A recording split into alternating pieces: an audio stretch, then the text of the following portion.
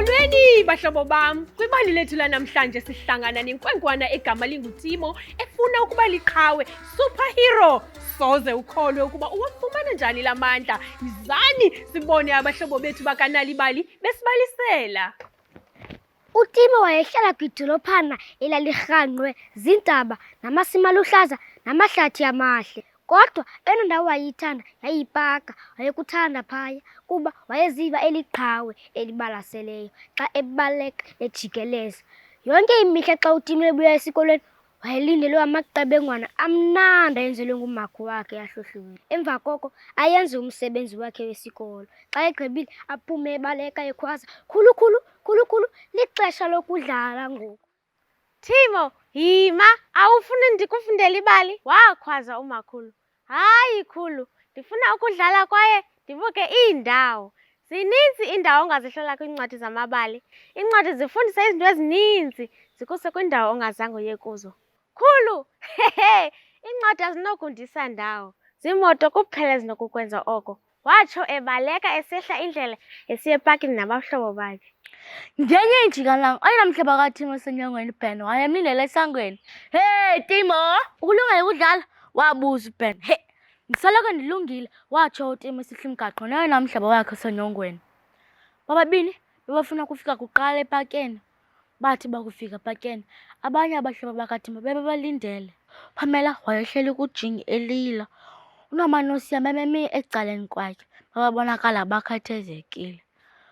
uTimo wasondela ukufumanisa ukuba kuqhubeka ntoni. Utheni uPamela? Wabuza. uPamela wayidlala ujingi epakeni, waza usiya ebaleka ngamandla watyhala uPamela ngempazamo. Awu, soyithini nale nto? Wabuza uTimo. Ndiyayazi, kulungile, watsho evula ubhaka wakhe uNoma ekhupha ingxowane encinane. Yintoni nale? Wabuza uTimo. Yikiti yonceda umntu xa emonzakele, watsho uNoma efaka uPamela iplasta emlenzeni. Abahlobo babehamba bakhe bama bazibuza imibuzo ukuba heyi, ingaba uNoma wazenjani into funeka ayenze. uPamela wafakwa iplasta, waziva ngcono, wafuna ukudlala kwakhona. Bonke abahlobo babebaleka besiya kwiqonga lokudlala. Kodwa ngaphandle koTimo. uTimo wazibuza ukuba heyi, ingaba uNoma wazenjani into funeka ayenze. Wafuna ukwazi ukuba ezi zinto zinje wayenozifundela phi, kuba amaqhawe amabalaseleyo amele uyazi indlela yokunceda abantu. uTimo wasondela kuNoma wamubuza ukuba Noma wazenjani into funeka uyenze. Ndafunda kwincwadi yamabali, watsho encumele uNoma. Waze uTimo wabuza, konke okukwazi ngokufunda amabali? uTimo wabuza engamkholelwa uNoma. Ewe Timo, ndifuna uba ngugqirha xa ndimdala. Ndifunda kwiincwadi zamabali indlela oogqirha abanceda ngayo abantu. uTimo wabuza engakholelwa, ucinga ukuba iincwadi zamabali zingandinceda ndibe liqhawe xa ndimdala? Ewe, zingakunceda. Iincwadi zifundisa izinto ezininzi kwaye ziyafumaneka kwithala leencwadi. Ngosuku olulandelayo ukuphuma kwesikolo, uTimo wakhulula iyunifomu yakhe yesikolo, wakhe amaqebengwana amnandi awenze ngumakhulu wakhe. Wathi wakugqiba wenza umsebenzi wakhe wesikolo. Weva umakhulu wakhe ekhwaza, Timo, abahlobo bakho sebefikile, bathi niya epakeni. Ncede makhulu baxelele ukuba ndiyeza.